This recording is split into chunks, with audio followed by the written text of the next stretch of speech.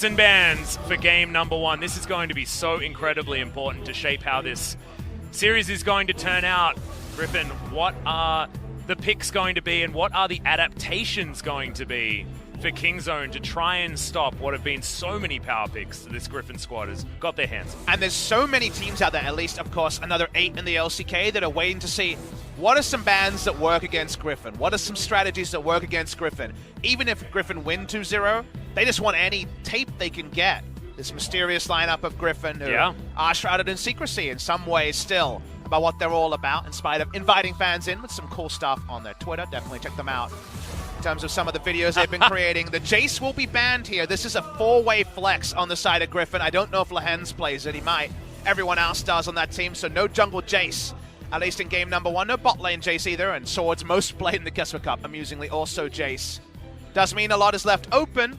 Kingzone considering what has been a pretty staple first pick with the Urgot. Very standard in the Urgot being picked up here. Another champion that Pawn has been sort of playing with in the mid lane as well, so going to be that flex that we're used to, but Akali is the one that slips through Sword. You're going to lock that one away, and Lehens has so much engage potential now with the Rakan picked up as well. Could be a Xayah to follow that up for Viper, but he has so many other options that he can head towards. What are Kingzone going to do? I feel like Ezreal Tahm Kench sounds like a good idea. Deft, one of the best Ezreals of all time. xuân, one of the best Tahm Kenches. Can I point out something Griffin didn't do? They did not take Sion at first pick on the red side here and just go with the Sion versus Urgot trade-up positive interaction. Summoner spells are baiting us into thinking it will be a top lane Akali, and maybe it'll be Akali versus Urgot, a matchup that previously was going very much the Urgot way. We saw this at Worlds, we saw this in the Kesper Cup.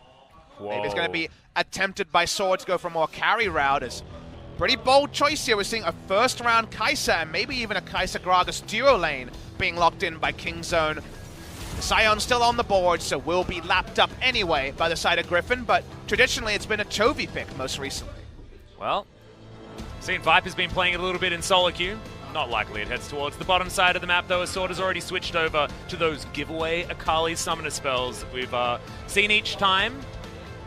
So Sion locked in, still flexible, could theoretically go elsewhere. You can still change those summoner spells. To Kingzone look at solo queue trends and consider banning Vayne against Viper? Because Vayne into Kai'Sa is a very possible matchup, and it's one that Viper has been innovating on. He is the first pro on record to go for the Hail of Blades build, and speaking to him about it, he told me that completely of his own volition, wasn't anything inspired from another solo queue player, another pro. So potential we'll see some Hail of Blades Vayne, that'd be a treat to see.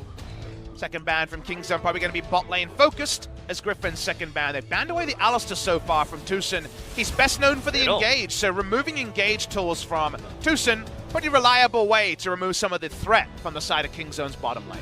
Not going to be banning away the Tahm Kench though, so happy to have that one paired alongside Deft. So theoretically, I mean, it's them saying, well, we can have priority in that lane because you have to go defensive with this Tahm Kench choice, things like that. The reason I bring it up so much is because it was so pivotal in our last series, Xayah, to be banned away, an understandable ban when there's the obvious synergy of the Rakan, but Viper, of course, you know, so many other options down towards the bottom side of the map. Well, show us an AD carry or show us a jungle is what we're looking for on this pick on the side of Griffin. Trend has been last pick jungle so far in the LCK. Anything different to that will lead to some fun flexes. The Vladimir could be a bot lane pick as well. 1 second to go. Viper's Vladimir, I believe, is still career undefeated. Was definitely undefeated in the LCK until the grand final. I'll be able to check that as we roll forward. So another flex choice on the side of Griffin. I think maybe it lost once in the final, but I'm not even sure. So just a ridiculous Vladimir did player. Lose in the final. In the World's Gauntlet, now that you mentioned, there was a loss to it. So was Korea undefeated to that point. Kingzone, trying to surveying the madness. They're pretty sure Griffin's going to last pick a jungle, but you're never 100% sure. The jungle Vladimir is the new sweet dark technology that Jungle Tarzan Akali has. sounds pretty good. Jungle Rakan, baby. Think of the CC. Jungle Akali. Oh, man. Kingzone Dragon X rounding out the draft, going for safe choices. SKT-inspired Lissandra Urgot duo of solo lanes. Support or jungle with this final pick, and it seems going to be the jungle. So it will be support Gragas, and Kai'Sa-Gragas will be the duo lane coming through from Kingzone. So picking away the Sejuani from Tarzan there as well. So I think that's a little bit of cute mind games. Tarzan probably wanted to grab the Piggy Lady. That being said, he's been playing a heck of a lot of other things in solo queue at the moment. What does he try his hand at? And what is going to round this composition out? Because when you look at these comps that don't have the marksman, it's going to be an interesting choice, as the Xin Zhao is what's locked in. The Sejuani definitely gave a long leash when it came to picks. Tarzan could have gone straight into the aggressive or just gone for the tank versus tank beater in the Zac, for example. He goes somewhere towards the aggressive. He goes for the Xin Zhao. He wants to be there for some early priority in the lanes. But the final assignments here will not be the summoners mattering. That's why I mentioned that perhaps the teleport ignite was just a bait.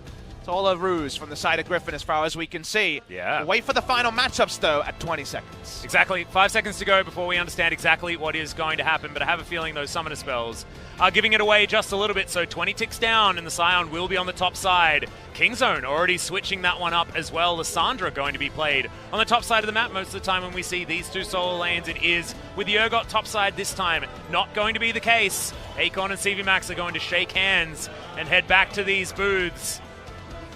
It is certainly throwing a gauntlet, playing an awesome dude on the bottom side of the map instead of your regular AD carries. I wanted to see the Vayne, but the Vladimir has always been a treat in the hands of Viper. We've already seen it so far in the LCK, Rain Terror. It does mean that at 2 items, you have huge agency, and the scaling of Vladimir will not be an issue either. However, you look at the side of Kingzone Dragon X and you say, not the easiest to hit with a 5-man Hemo Plague. It's not immobile threats like the Victor and the Varus. It is people who can reposition pretty happily on the side of Kingzone, so the reliability of the Vlad might be called into question a little bit. I actually think the lane assignments are more kind to Griffin than perhaps they should have been, but we'll talk about that a bit more when we load into the game. And Tarzan with the last pick jungle that is now becoming the meta on patch 9.1. How will his Xin Zhao look first game in LoL Park? You can see largest on your screen there, Pawn versus Chovy, the old versus the new. As we load up onto Summoner's Rift, see who can take it.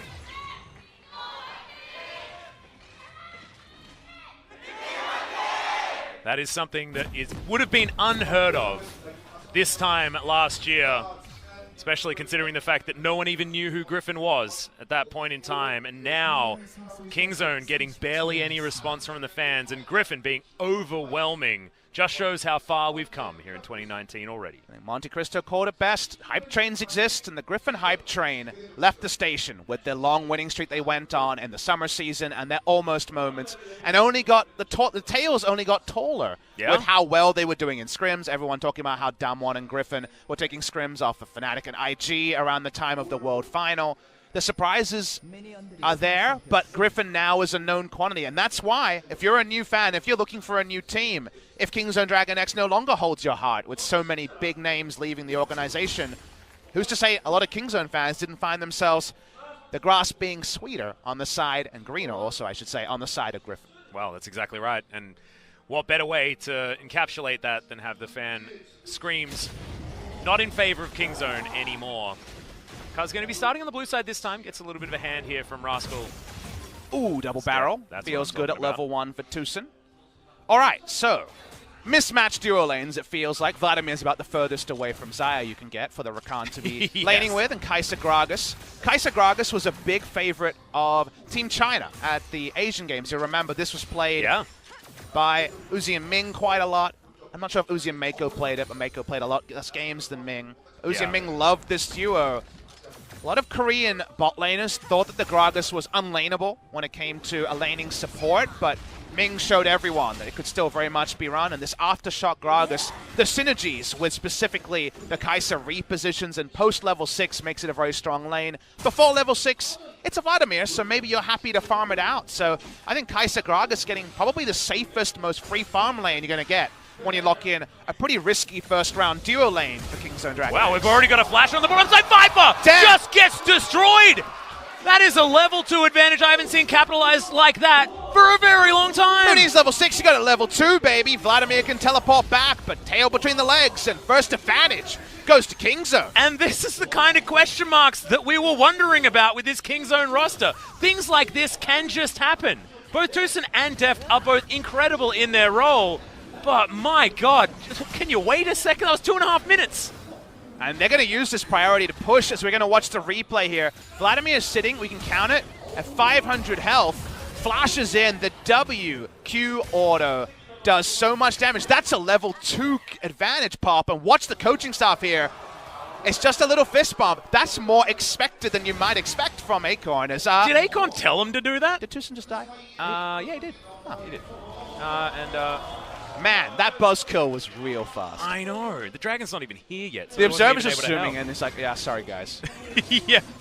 Can we get another replay on top of our replay? Can we get a replay of the replay, then a replay? Yeah, replay of, yeah. I want to see it again, and then again, and again. Trevi pushing in here in the mid lane. Pawn just trying to farm out these minions against the Akali. Feels like the top lane matchup has now moved to the mid lane, which is very confusing. All right, give us that replay, G-Sun. She's calling for it now. Please give it to us. We want to see what happened. We saw the start of this invade, and let's watch the punishment onto TuSin. Well, it's just Tarzan walking up, and turns out that TuSin was low. We know he used his flash, and he's just a dead fat boy. He is a dead fat boy, indeed. Was waiting for that body slam. I mean, there's a chance that it could have got over that wall, but unfortunately, at level 2, not quite at the cooldown that you'd want. He was trying to rep his fellow old boy in score. Score and TuSin are 2 of the 10 players out of 80 that have actually played in Champions era before 2015 LCK rebrand. He's wearing the Hillbilly. The Hillbilly lost last series, so... But not, well, I mean... indirectly. In the end, he did, but he won at the time. So game 1, Hillbilly Gragas seems to be the right pick. See whether that means that they're going to follow the same trends as we move forward as Sword. Just punishing Rascal, man. It feels like Sion is a ranged champion sometimes. It's actually a more punishing lane for Lissandra than you might imagine. You might say, okay, it's a ranged matchup, she can push, but when she goes for the push, she's going to be in decimating smash range more often than not. Yeah. So it's a Sion outscale matchup really quickly where you don't quite have kill pressure, but Halo Blade Xin that we saw plenty of already in the LCK can do the rest of the work there, and the Aftershock and the self-ult's not going to be enough. So this is actually a really nice scaling matchup for Sword on the top side, a bit like some of the Rumble matchups that we were alluding to in Series number 1. And right now, it's feeling a little bit mismatched at the moment. I know it says 1-1 at the top of the screen, that gold is even, things like that, but we know what Def can do on hyper carries. It's what he's been known for his entire career, and he's winning by a very long way here on this bottom side. Doesn't have to contend with any sort of 80 carry battle because there's no 80 carry. On the other side of the map, Cuz going to be able to pick up the Rift Scuttler here on the bottom side. Tarzan unable to get in there and challenge. I mean, Vladimir sucks pre-level 9. We've known that for the longest time, and the duo lane means the game time will be a bit later. His laning on Vladimir has always been really, really good, so it's definitely a surprise. Takes him off guard, but it's the first time we're seeing him have to deal with a significant disadvantage in the 2v2 laning phase. That means that Kai'Sa should have pretty significant run of this lane. Well, Tarzan, he wasn't actually out of that brush just then. Audaciously charges on Kuz, who's trying to get out of there. Does get the Arctic Assault, and thankfully Blast Cone still available, but now very low on health, not going to be able to gank anyone, and even these Krugs are going to be a big problem for this pig lady. Yeah, Smite's not on cooldown. He would desperately prefer that to be up. Look at this. Oh, you got to be careful. Wanted to be able to use that Winter's Wrath to take down that little Kruggy boy, but unable to do it. Was awkward times for Cuz, so that's 2 little micro victories for the side of Griffin after the big victory at the level 1 First Blood onto Viper, performed by Deft. A lot of lane control here, and again, another illustration of the fact that Vladimir sucks pre-level 9. They can't even really approach the laning phase. He lost his flash in that level 1 play when he went down, so it's basically entire lane control for Kai'Sa Gragas, and that bodes very, very well for where the bread appears to be buttered on. It's Kingzone Dragon X, it's Deft, and a lot of role players on paper. It seems like Deft's role for this team more often than not will be hyper carry. Good start to get that train rolling. Exactly, and you look at this squad and you think that Deft and TuSin are the ones that have certainly the most propensity to play consistently and well. Has been something that Deft's been able to at least try and do even during the games that KT Rolster did lose, given their reputation. And here's a glass half full point. All right, let's about go. The side of Kingzone Dragon X coming out of Kesper Cup. It was 2 games of TuSin Tahm Kench. It was not Gragas. It was not Engage. Engage TuSin with Deft has actually not been tested on Kingzone Dragon X, and that is something you want left open because these are the sort of champs that Kingzone's bottom lane is expected to perform. And also, watching out for what they can actually do as a combo as well is really beautiful to see. TuSin gets his barrel avoided, but that means that it was zoning the entire time. Ult traded for a pull. I'd probably take that if I was Griffin.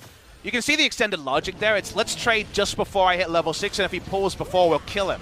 Yeah. As he comes out of that ult. Not able to do so there. Cuz with his hand in the cookie jar. Yeah, look at that. Again, another fantastic rotation here from Griffin. You cannot test them like that because you will die. And that's already happened as Tucson fell earlier trying to contest for that blue buff. Once again, going to go down, and the prize for Griffin will be able to take away the Rift Scuttler. Another great trade for Sword here. Yeah, they're looking really solid for Sword, who I think his reputation has continued to grow. Definitely grow, I should say, not grown. Halfway through summer season, he was definitely looking like the 5th Beetle on this lineup. Yeah, I think he's actually stepped up. He had those amazing games. The KT series, for example, he was the MVP of Griffin in that LCK final they went on to lose. His Urgot 1v4, steal a Baron and live and survive through all of it. Almost got them over the line. Sword played very well in Casper Cup as well. He's on the tanks, but he's played the carries mostly in Casper Cup, and we know he'll perform whichever side he chooses. Yeah, that's why the Jace was banned, guys. You heard Def talking about the Jace versus Jace on the bottom side of the map. It was Sword's Jace that was looking extraordinary during the Casper Cup. So excited to see him play more of those damage rolls, less of the facilitative tanks, even though he is very, very good on those champions. Griffin taking a bot side scuttle, with bot lane basically being a free one for Kai'Sa Gragas, is the only small positive. Otherwise, you just have to look at the CS lead and the fact that with that extra 20 CS, very smart laning choice here from Deft. He's not mainlining 2-item Kai'Sa Power Spike. He's going for the Executioner's Calling to make this Vladimir's life even worse. Yeah, really like it. Of course, builds into a Mortal Reminder, which 80 Kai'Sa is okay with going towards. Going to put behind his Rage Blade just a little bit after that Storm Razor, but I take it just for the lane control. It's a much, much later story. Again, it's doubling down on, we have this winning lane, and it's going to take some shenanigans for it to stop. Yes. They're putting everything into keeping down Viper and Lehends, and I think that's a good call. From the side of Kingzone, their expected carries are the ones with the big lead, and then from there, do they have the solid macro around it? Because if you remember, actually, Deft and Tucson on that Ezreal in the games that were played by Kingzone got out of lane with Ezreal having solo first turret blood from getting advantages, but then their macro was the problem. They couldn't actually unleash 2-item Ezreal and find a lead with rotational play. This time it's a bit more of a brute force duo, and giving Griffin a Drake, not the ideal way to wield the power they have on bot side. Exactly. In fact, they're not wielding it whatsoever. That barrel is probably the closest example at this particular point in time. As the Claw is going to fly through and clear out the minions. Do a little bit of damage to the Sword there, but Rascal's having a bit of a rough time, despite what the CS numbers will tell you. Seen this matchup many times in the top lane. Urgot versus Akali. It was attempted by Keen in Worlds, and we saw that Urgot could never be outscaled in that top lane split push. One of the reasons that they weren't able to win that game. Freak of Freaks. The mid lane's a lot more forgiving, so the farming phase should be longer. Maybe the side lane means less. Wait and see if Fed Akali can be played as well as Fed Aurelia. Based on my solo queue games, people when Aurelia's banned seem to lock in Akali, so let's see if Chovy can rekindle what was some great assassin play in the Casper Cup final. Well, we'll see whether Tarzan can actually just take down Rascal, and he can. That is the Halo Blades, ladies and gentlemen. Level 8. He's got a Warrior Enchant. You are dead, my friend. Glacial Path's not enough of an escape there. Doesn't matter. I don't even know if he got the Aftershock proc. It didn't matter.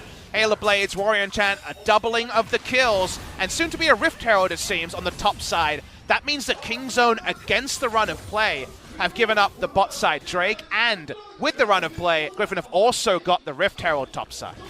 Well, Kaz, you can see, I believe, didn't actually poke his head out. That was a visual bug, as Griffin now know that he's down here. They're actually going for the dive. Hemoplague onto 3 members, but Viper has the pull. He'll get so much health back from this pop, as well as the teleport comes in from Sword. Turns into a train, trying to turn this one around, but Rascal has joined in this battle. Meanwhile, Rift Herald goes down, and now Kingzone are in this awful position. 5 members now underneath this turret. They need to make this one work. They take the first kill. They will get the second. Sword, the next to go down. This is a dive I wasn't expecting. It's looking beautiful. Sword to be taken. It's Rascal with the double now as Chovy. Can he finish them all off? Gets the first one. The zombie Sword is still here. Dives over, gets the double kill. Will he have another Q? Not enough energy just yet. Has to flash to get out of the way.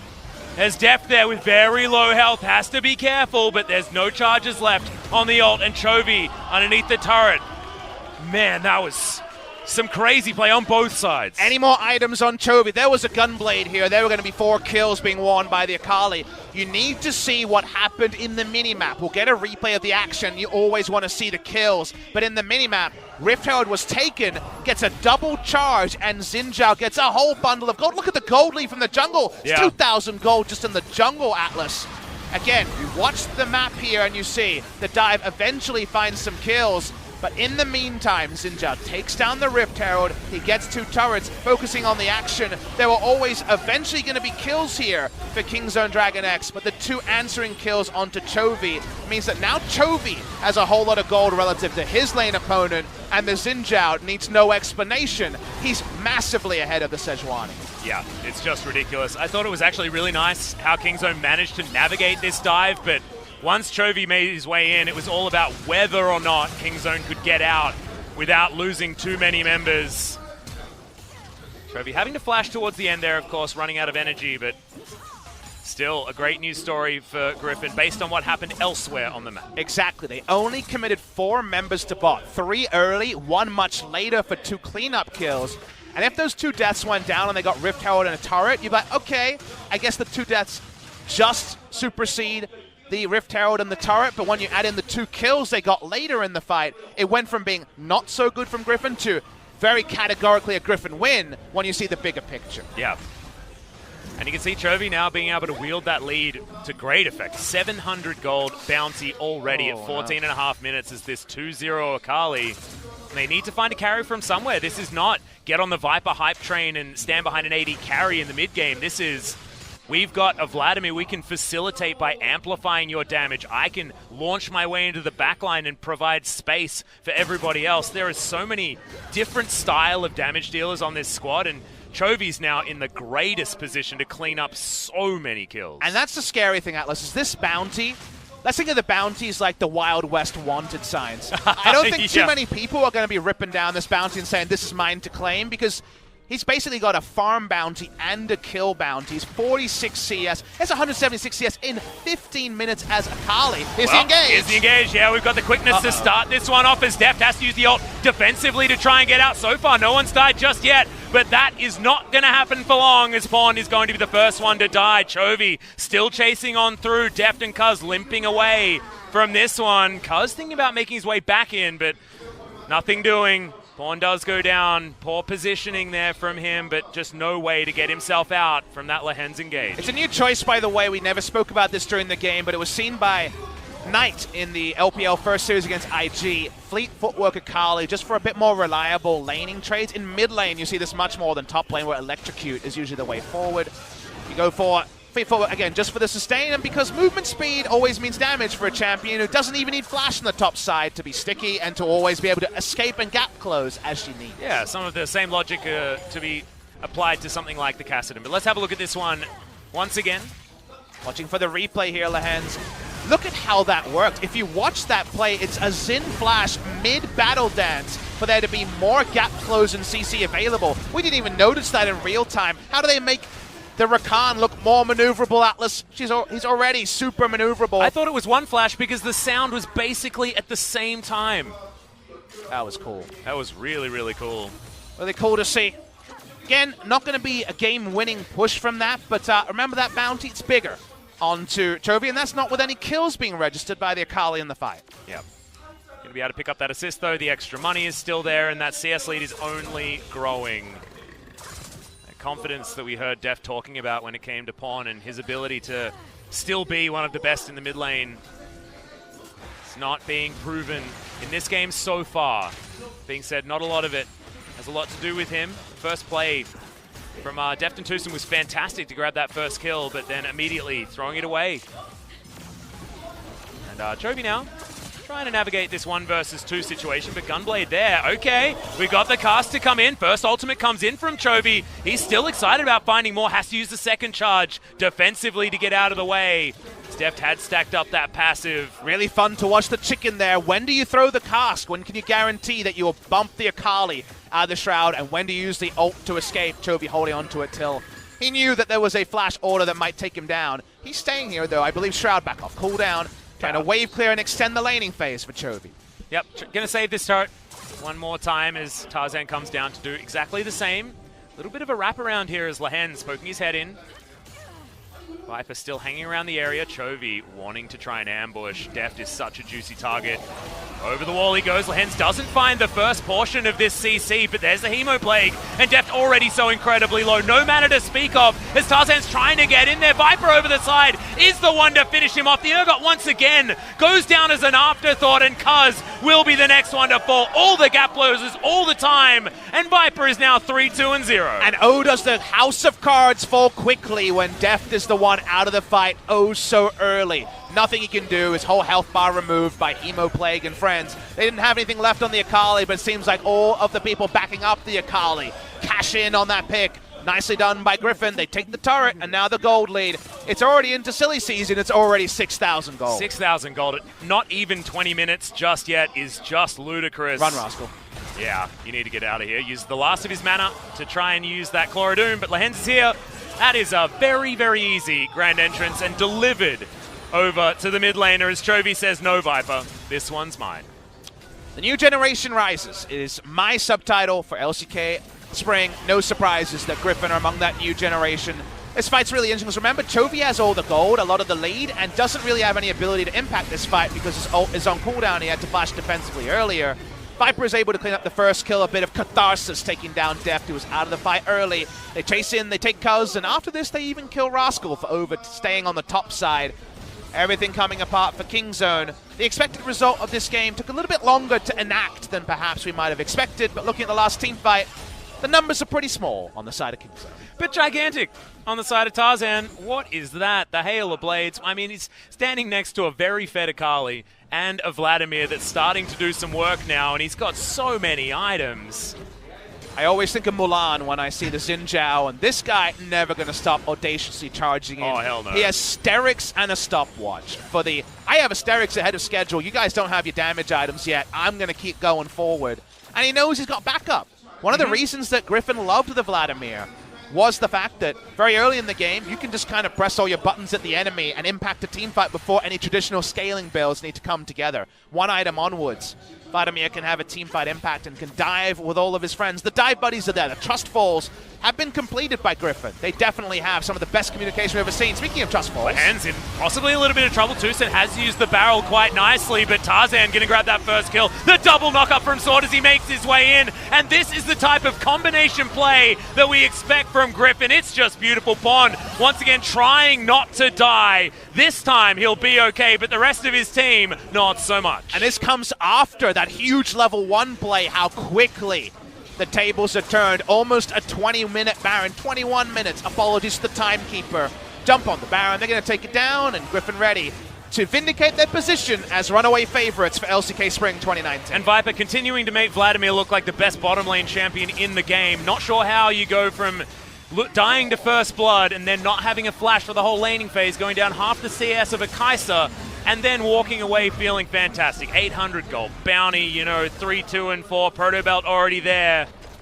This is a very scary Griffin. 3.5 minutes of Baron buff remaining for them. Kingzone, Dragon X finding Griffin in full flight. Again, a bit of an aborted takeoff at the start, but since then, things have come back to expected situation.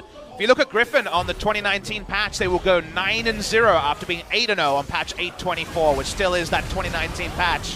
Watching the replay here, again, the start is fine from the side of Kingzone until they notice that Deft is the one taken down in the middle of the fight. There's no backup for Deft, and then the rest of Griffin join late just to be front row to 4 kills and a Baron for Griffin. And also, Tucson knocked away Lehens with his ultimate and knocked Sword on top of Deft, which is definitely not the ideal scenario in that particular fight. Missed that during the action because it was so many bodies on top of one another, and Deft died within half a second, which is what the old Halo Blades in. Who do you bounce towards Deft? The answer is probably no one, right? Please Everyone bounce on them away from Deft. But that's the problem, right? Is that the Gragas kind of needs to be a initiator here. If you're only going to use that ult defensively, it has to be after, I guess, a Lissandra Sejuani permastun on someone. I guess. If Every looks aggressive, he's helping them into the fight. There's no AD carry to bounce into range here. Everyone on Griffin uses it a gap closer. What are you laughing about, Atlas? Tarzan, I think, had almost the most gold in the game. I mean, Chovy's got 1,000 gold bounty. It's likely he's got the most, but it was only by a small margin. Both of them sitting on about 10,000 at this stage. At least Tucson can say that his opponent doesn't have a bounty. You know? The micro wins against Griffin are important. Hey, that's true. That's true. Tusin's going to go back home and say, guys, I played flawless. Everything was great. Just don't look at that that last cask or the ones thrown into the pools. You don't drop the cask into the pool, guys. That is bad news, as Tarzan going to get Pawn out of the way. Disdain is going to get him to relative safety, but is under a turret next to Chovy's safety. Pawn decides to answer with no. They are going to take that one down. Baron buff still ticking.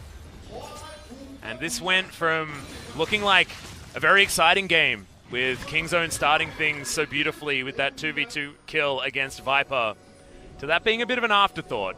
And it turning into the game that most people were expecting is, we're going to continue at 3-man knock-up from Lehans as Tarzan going to once again kill Deft. Rascal now in trouble, has to self-ult as Viper just wanders past him, now decides that he might kill him as Cuz is being taken care of by the rest of his team. Chovy going to secure that kill, and now they're looking to break open the base. The gold lead is in Silly Stations. We should play the Yakety Sax 15,000 gold lead. Going to be cemented with this turret going down. Griffin are on a different level to the other members of the LCK as far as we've seen.